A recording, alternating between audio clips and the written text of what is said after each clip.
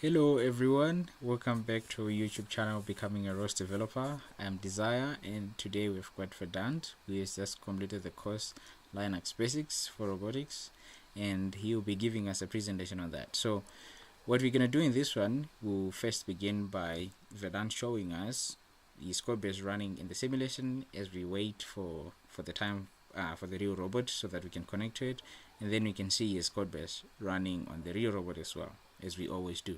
Okay, so what I'm going to do right now is hand over the platform to him so that he can introduce himself and then give us a bit of detail about what he had to accomplish in his project. So Vandant, whenever you're ready. Thanks so much. So basically, this project really consisted of three parts. The first part was to sort of familiarize ourselves with the environment, and that involved familiarizing with how you open the terminal, the graphical windows and whatnot, Mhm. and then it was to learn how to open the simulation, and you open the Yes. simulation using this command, and then uh, and also to figure out and also to learn how to start the real robot. So by how to connect to it by Mm-hmm. looking at and then opening the RViz window to visualize what the robot saw, and Mm-hmm. then we've controlled it using the teleoperation command or program which we ran using this command here. Okay. Okay. Uh, and then the next part of the project was to copy basically these. We're given two simple control files, one for the simulation and one for the real, Yes. which we copied into our ROS package that we created using the ROS package create command, if I can find that somewhere.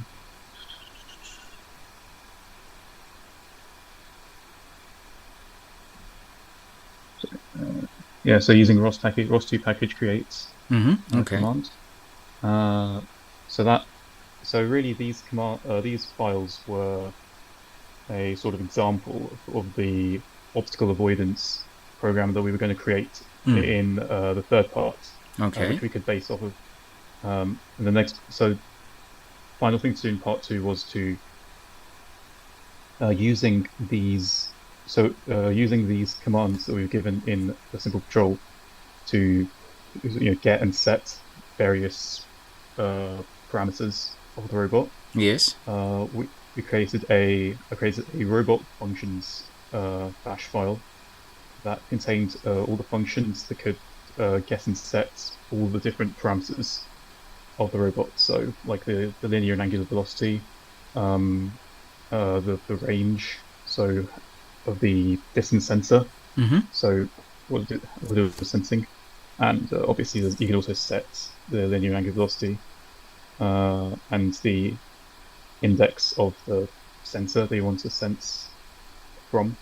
Uh, but yeah, then the third part was to uh, create this obstacle avoider Okay. bash file, All right. All right. So and we so can you give me a bit more detail? So before we get into the obstacle avoider, because I feel like that is the main script, right? So you were talking about the robot function stock bash, right? So you were implementing that script using bash, right? So can you tell me some of the characteristics that you noticed about writing functions in the bash script, right? So in comparison to any other programming language that you've done before, what are the things that you think are special about using base scripting as a form of programming or as a form of accessing member variables or setting member variables? you mean like parameters? Yes, So yes, parameters, yes. uh, so I think that the one big difference with functions in Bash compared to languages like Python or C is that Mm-hmm. you don't really define your parameters in the brackets here. The way you access them is by using this the special variables. So Mm. $1 is like the first parameter, the first argument to Mm-hmm. the function, and then $2, $3, and so on. And also the way you call them is by when you want to call them, you don't use brackets either. So for example, this is the function that I've defined over here, set command vel linear. Uh-huh. I see. Sorry, set command vel linear, and to pass the value 0.0, you don't, normally in C you write like brackets around it. In Python you write brackets, Yes, yes. but you don't So do that here. yeah, So okay, okay, I see. So can you tell me, in maybe depending on how much depth you have gathered, what is the purpose of the dollar sign? So you said every time you want to access a variable, right? That is in your global uh, namespace, for example, let's say, right? You have to use the dollar sign, and you said you have to either put a one if you want to access something that is at the beginning. If I'm getting you correctly, can you explain in more detail what's the difference? Like, how would you change it if you want to access a parameter that is in a different spot? yeah, sure. So you do use $2, or you use a different number. So Mm-hmm. if you wanted to access the second parameter, use $2. The third parameter $3. Okay. Uh, All right. So when you say third parameter, right, you are referring to the parameter in the terminal, or where are we getting this parameter, right? How do we yeah, it know could be the that this is the terminal, first, the or second, or the third? it's from when we actually call the function. So this, when we actually call the function here, Mm-hmm. this is the first parameter that we are passing to it. Mm-hmm. So if we want to send a different parameter to 4, so that'd be the second parameter, and then this would be the third parameter, for example. Hmm. Uh, Right. And in the terminal, how would you separate the parameters? Right. So let's say, yeah, Same open a new thing. one, and you can show me. Yeah. Sorry, it takes a bit of time. So, Yeah. No worries. yeah. No worries. So this probably won't work because this won't work because this function isn't defined in this environment. Yeah, you But didn't yeah, source so it. I understand. But I wanted you to just show the syntax, right, of how you would do it. for example, this is the first parameter, Okay. second, third. Basically. All right. Good stuff. So basically, the space is what defines where the first, the second, and the uh, third parameters will be. Okay. All right. All good. Okay. So let's go on in, and you can explain more about the obstacle avoided or bash. Sure. Oh yeah. So basically, this file, I was given a snippet in the handbook that with commented outlines to help with the creation or with the writing of this file. Mm-hmm. So basically, the first thing it does is it sources the robot functions file that we created in the previous part, Mm-hmm. uh, and then it sets the linear and angular velocities to 0, Mm-hmm. uh, and then this line sets a threshold. So that's the distance from any sort of obstacle that should stop. The robot should stop. Shouldn't pass this distance. It shouldn't get any closer than this distance Okay. to an obstacle. So here it's set to 0.3 meters, which I set it to that because that was just what it set it to in the simple patrol Mm-hmm. All right, all right. files. Did you try to play around with it, or did you at least understand the reasons why they had to set it to that value? Right. What if they had made it smaller or bigger? What would happen? Uh, I believe if it made it smaller, it just sort of it came a lot closer, and that left a lot less room Uh huh. for the Yeah. robot to turn and maneuver.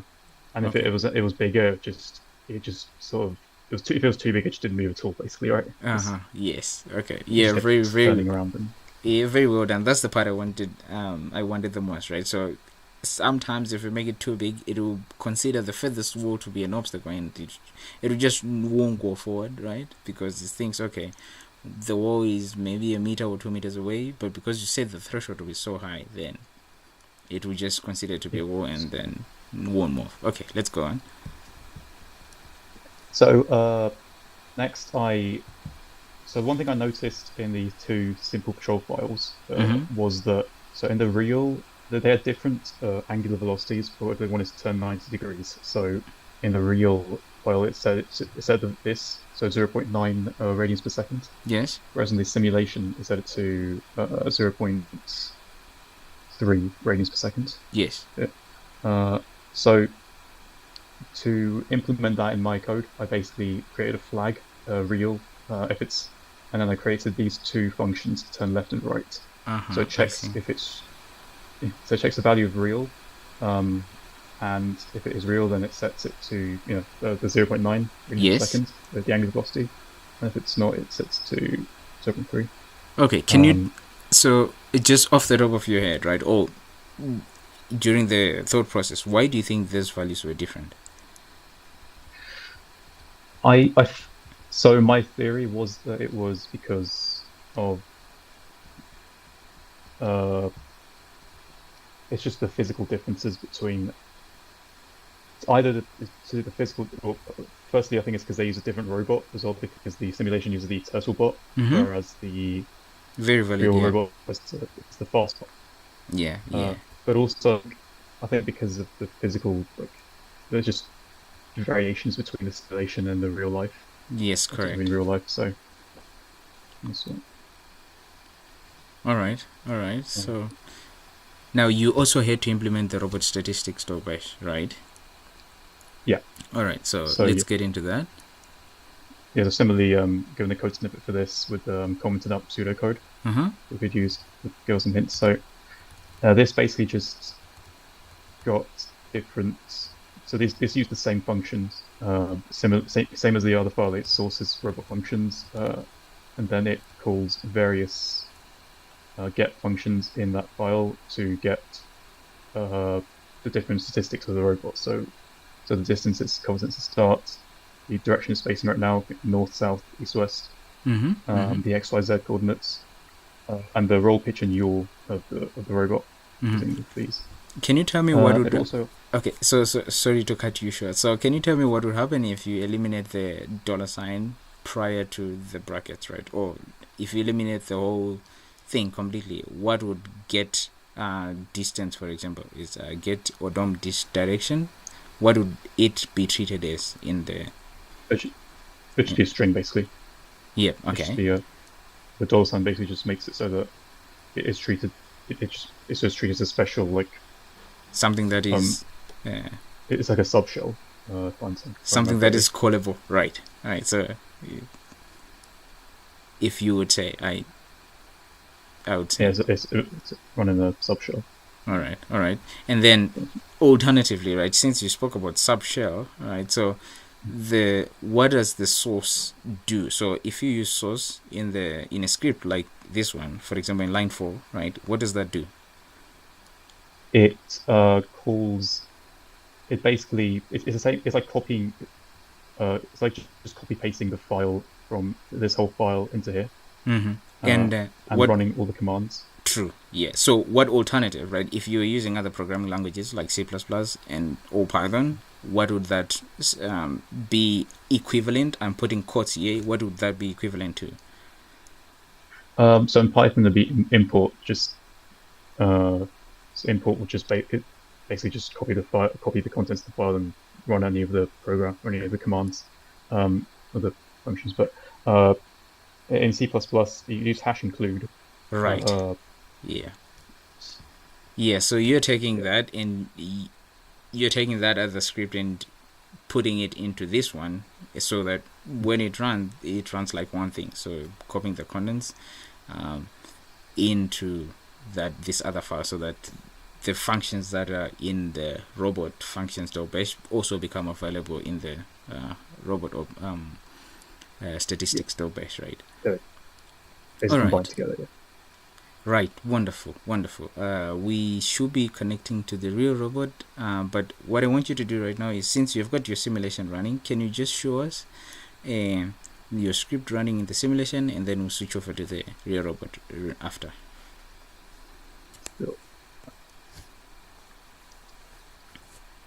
For some reason, it hasn't been moving since. So I'll try it. Maybe try restarting the simulation if it restarts quickly.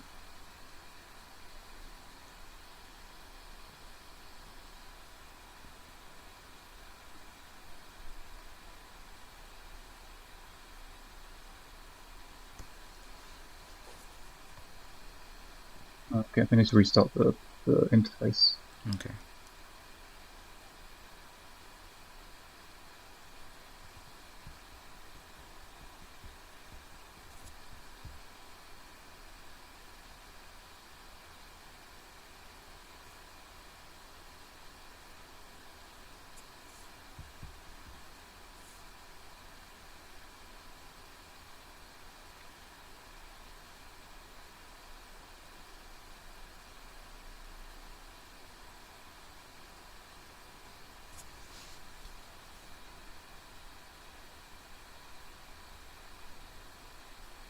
Sorry, just try restarting.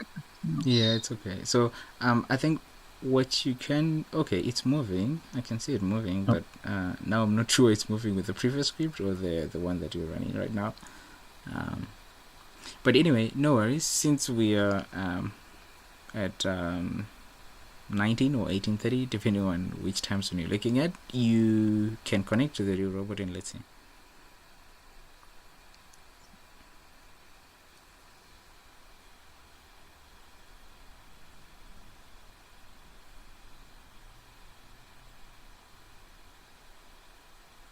So as we wait for it to connect, what were the major differences that you noticed? So we did speak about the fact that the real robot that you're connecting to is the fastbot, right? It's not the tetobot. But other than that, what other nuances did you experience or did you see, or what other things made you open your eyes and say, oh, okay, there is this difference or there is this variation? I think main one is just that the simulation had the real one had sort of what do you call it, like it had friction to it, so the robot was much slower Definitely. compared to the simulation. Yeah, I think So maybe make that a bit bigger, depending on which other screens you want to see. But I think it's more important for us to see the environment. yeah, just make it a bit. How's this? Yeah, it's good. I think it's good. Okay.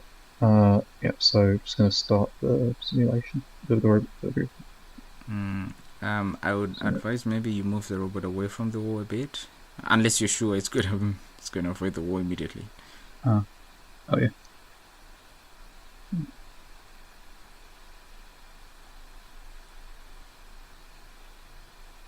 No, it just doesn't seem to go straight when I go straight down. I don't know why. Yeah, it should be fine. We'll see.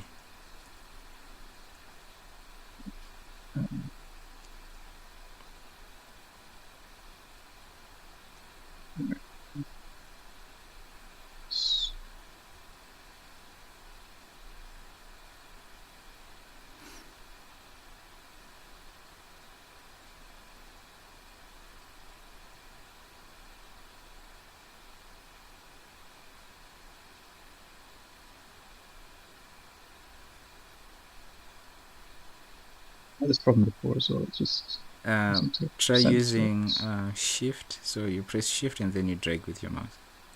It might. Oh, okay. Yeah. Okay. There we go. I was trying to center the thing onto this environment onto here, but Yeah. Using shift will help. Yes. And then you can release it so that it becomes a planar view. Yeah, like that. Great, thanks. Okay, and then so we'll CD into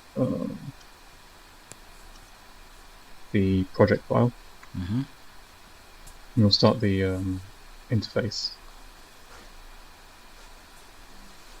So the interface basically lets us sort of read the variables or the parameters of the robot and set them. Okay. Basically send commands through ROS to the robots.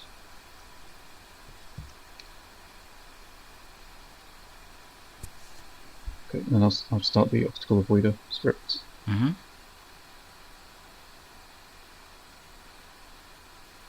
And then also start the statistics .bash statistics. Is it moving already? Okay. Yeah. Okay, I see. All right. So we wanted to see the stats as it moves. Okay, I see why. All right. Oh yeah, probably should start this before. So can you tell me what happened there? So It's basically encountered a wall, and it should be turning to the right. yes. Should be turning. So I don't know why it's not doing that. maybe it's still trying to set the parameters. So let's give it a bit of time, maybe about 30 seconds or so. Maybe it will set the angular velocity to some value. Oh, sorry. I've got to set the.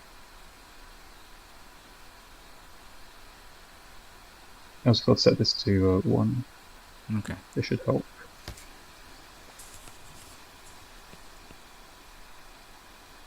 Oh, okay. Since you're connected to the real robot, okay. Yeah. So you have to set it explicitly in the script like that, not during execution. Yeah. Oh, okay. I see. I could actually, I could You set could it to $1 and yeah. have as a parameter. Yes. But, yeah, but yeah. it still does work, so it's a good thing. Okay. Okay. All right. Oh yeah, so you see there's fast spots on IMU. It's just because Oh yeah. Yes. supposed to set the IMU's angular velocity, but it didn't have one. It doesn't have one. According Yeah. to the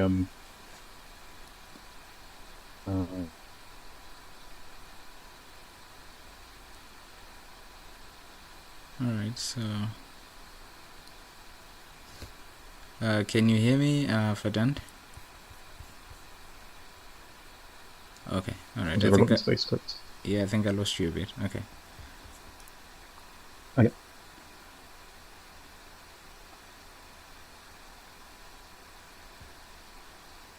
It's good now. Yep. Good enough. Thank you so much. Wonderful stuff.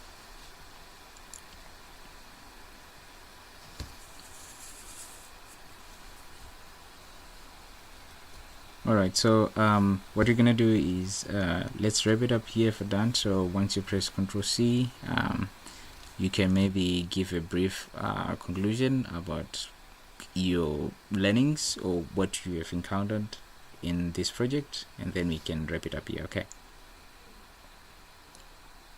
Yeah, so I think I mainly just learned a lot about Linux. Like I think this is very insightful about the different commands on Linux, the different ways you can do things in Linux and in Bash, basically. Especially Bash as well. It's because it's very different from Python. Yeah. Yes. Definitely. And languages, especially with the idea of subshells and yeah.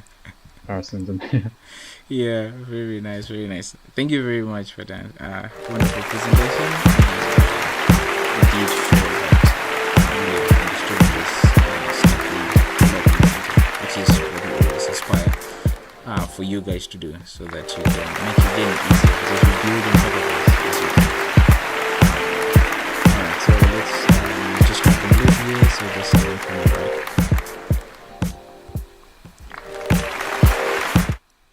Alright everyone, this was Vedant's presentation, and a warm congratulations to him for a job well done, and would like to encourage all those of you who would want to try the courses that you offer certification on to do so, and you can also come and showcase your work just like Vedant has done. And so with that being said, until next time, keep pushing